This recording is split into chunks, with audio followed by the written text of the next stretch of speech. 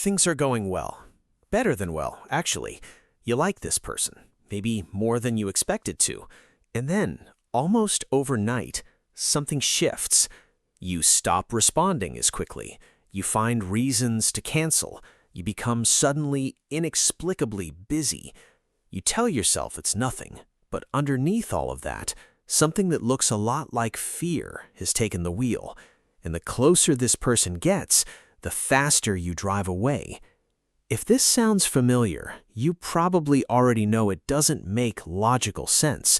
You want this, and yet the moment it starts to feel real, the moment genuine feeling moves in, you start looking for the exit. Not because you don't care, but precisely because you do. You are not self-sabotaging. You are not incapable of love. What you are is someone whose nervous system has made a very rational calculation. The more I care, the more I can be hurt, and the more I can be hurt, the more I need to be careful. This is protection, not rejection. To understand where this comes from, you have to go back to the moments when closeness first became a risk. Not always dramatic.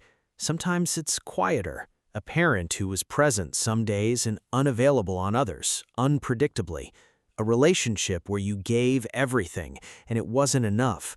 The brain detected a pattern. Vulnerability led to pain. So now, every time intimacy increases, the alarm sounds.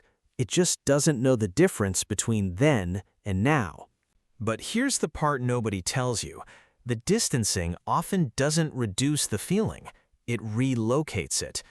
When you pull away from someone you care about, the longing doesn't disappear. It turns inward. It becomes the ache of wanting something you're simultaneously moving away from. And that ache can feel like confirmation that you made the right choice, that closeness really was the danger. It wasn't, but the nervous system is very convincing. There is also the question of identity. For many people who distance when they start caring, self-reliance became a defining feature. I don't need anyone. These weren't just coping statements, they became core beliefs. And when someone gets close enough to challenge them, it can feel like a loss of self. The withdrawal is, in part, a return to known ground. What stays constant across a life is the trigger, genuine feeling, real care. The moment the heart moves towards something, the body braces for impact. And yet, the people who do this are often among the most deeply feeling people you'll ever know. The pulling away is not evidence of shallowness, it is evidence of depth, of how much is at stake. You don't run from things that don't matter, you run from things that do. Think of it like an anchor that's learned to distrust the harbor. For years, the harbor wasn't safe. The storms came without warning. So the anchor learned to hold itself just offshore, close enough to see the lights, far enough to pull away quickly if needed.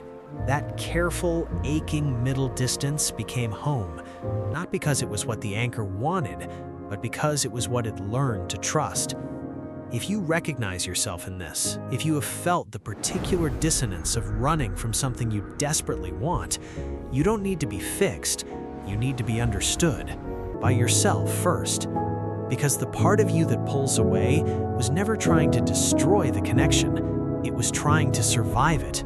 It learned that hope was dangerous and that protection was possible, and it chose protection every time. That choice made sense once, and the fact that you're still here, still drawn toward people, even as something in you reaches for the door, that says everything about the part of you the fear never managed to reach. That part is not naive. That part is brave.